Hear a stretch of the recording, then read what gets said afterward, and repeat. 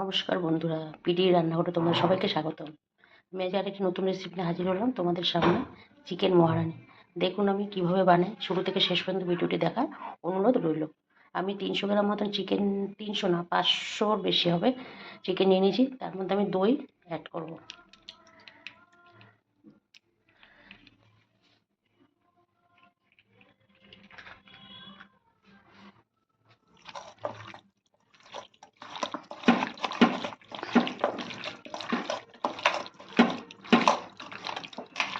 শুধু আমি দই দিয়ে এটাকে মাখিয়ে কিছুক্ষণ রেখে দেবো। আমি চিকেনটা এনে লেবু দিয়ে মাখিয়ে রেখে দিয়েছিলাম 2 ঘন্টা মতন। তারপরে দই দিয়ে মাখিয়ে এটা রেস্ট করতে রাখবো কিছুক্ষণ। এরপর একটা ভাজা মশলা তৈরি করব। মশলাটা হচ্ছে কটা শুকনো লঙ্কা দিয়েছি, কটা কাজু দিয়েছি, একটু কস্তুরি মেথি দিয়েছি, একটু জিরে ধনে পাউডার দেবো, একটু জিরে পাউডার। এগুলো সব আমার রোস্ট করা আছে, হালকা খোলায় ভাজা। এবার আমি এটাকে পেস্ট করে নেব। মিক্সি জারে দিয়ে দিয়েছি। এরপর আমি দেবো জিরে পাউডার, একটু ধনে পাউডার।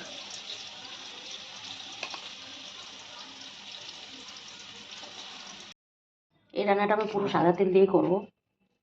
তেল আমার গরম হয়ে গেছে, আমি দিয়ে দিলাম তেজপাতা,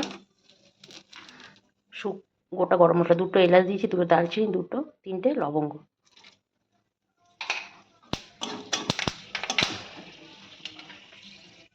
এরপর আমি পেঁয়াজ আর কাঁচা লঙ্কা কুচিটা ভেজে নেব।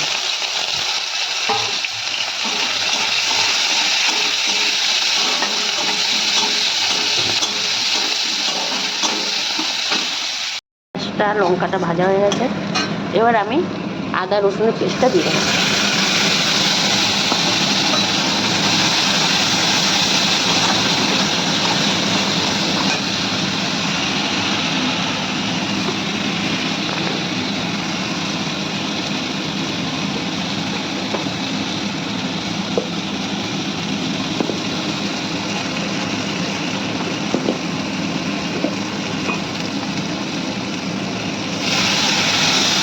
জল দিয়ে দিলাম মিক্সিটা দিয়ে,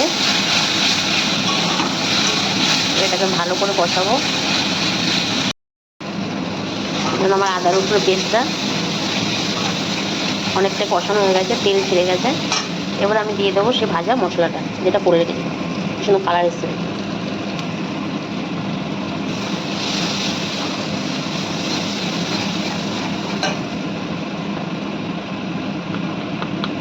এবার একটু দিয়ে দেবো হলুদ। এবার দিয়ে দেবো স্বাদ মতো নুন, পরিমাণ মতো নুন দিয়ে দিলাম।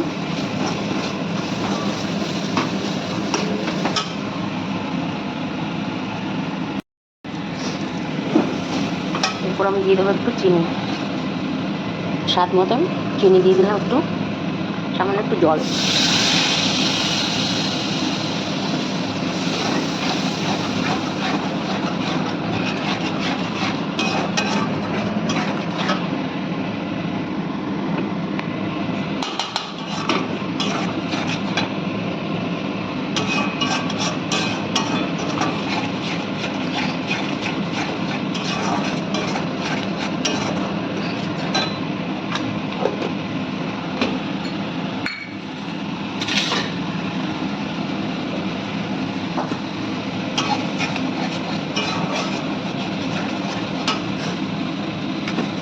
এবার আমি চিকেনটা দিয়ে দেবো, দই দিয়ে মাখানো চিকেনটা।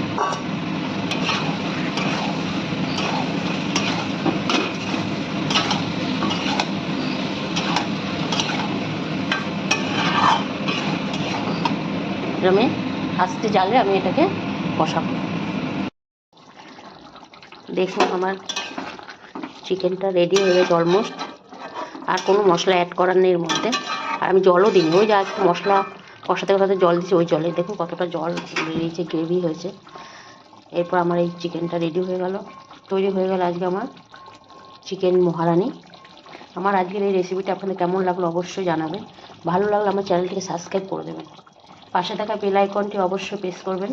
আজকের মতো এই পর্যন্ত, আবার কোনো নতুন রেসিপি নিয়ে নেক্সট এপিসোডে দেখা হবে। তোমাদের সঙ্গে। ভালো থাকবেন, সুস্থ থাকবেন। ধন্যবাদ।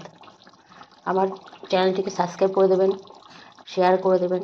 Thank you so much.